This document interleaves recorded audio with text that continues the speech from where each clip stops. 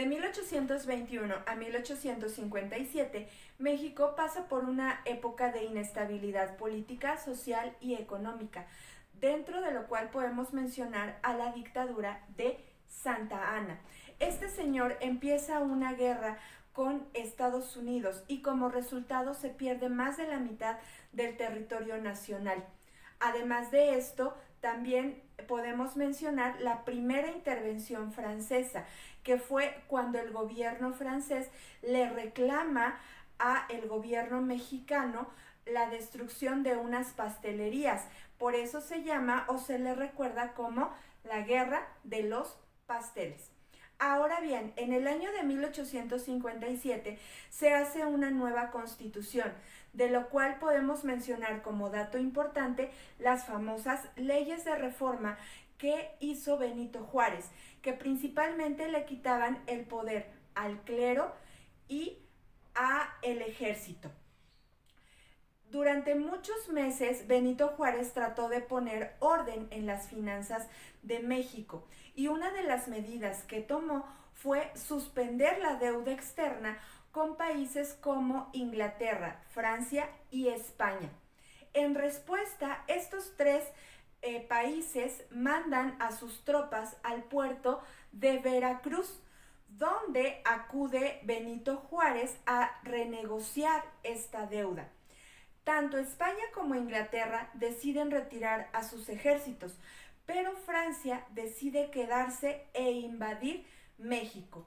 De este periodo, que fue la segunda intervención francesa, podemos mencionar datos interesantes, entre ellos el imperio de Maximiliano de Habsburgo, la batalla de Puebla el 5 de mayo de 1862, el asesinato o fusilamiento de Maximiliano de Habsburgo y finalmente la restauración del gobierno de Juárez hasta su muerte. Después de la muerte de Juárez hubo una nueva batalla por el poder y aquí aparece un personaje muy importante en la historia de México, que fue Don Porfirio Díaz. Durante más de 30 años, Don Porfirio Díaz gobernó a base de mano dura o en una dictadura a nuestro país. Modificó la Constitución para poderse quedar en el poder de manera vitalicia.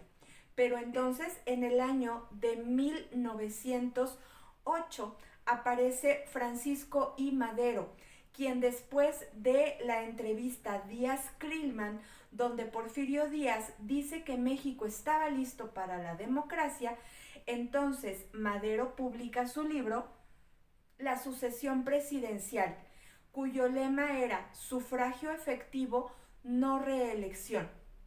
En el año de 1910 se organizan nuevas elecciones y Madero se postula como candidato a la presidencia.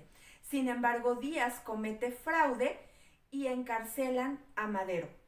Cuando lo iban a trasladar de prisión, él logra escapar y proclama el Plan de San Luis, iniciando así la Revolución Mexicana el 20 de noviembre de 1910. Durante algunos meses, Madero fue apoyado por Francisco Villa en el norte y Emiliano Zapata en el sur.